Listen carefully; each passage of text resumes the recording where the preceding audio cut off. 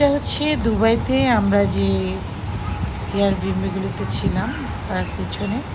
এটা সুইস হোটেলের আন্ডারে সবগুলো অ্যাপার্টমেন্ট একসাথে লাগানো, প্রায় 16, 17, 18 তলা।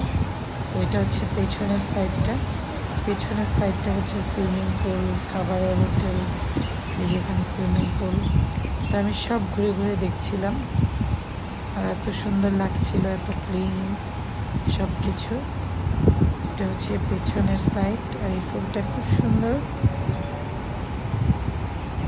অনেকটা কি ফুলের মতো আসলে আমি মিলাতে পারছি না, নয়নতারা টাইপের কিছু একটা ফুল।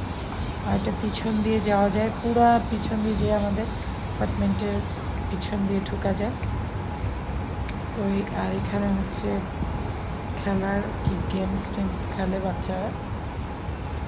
তো আর এদিক দিয়ে হচ্ছে হোটেলটার পেছনটা, আর এটা সামনের দিকেও ঢোকা যায়, আবার পেছন দিয়েও এসে ঢোকা যায়, অনেকগুলো রাস্তা এখানে। আর এটার পিছন দিয়ে গেলে অনেক বারবিকিউ টারবিকিউ হয় বিকালবেলা।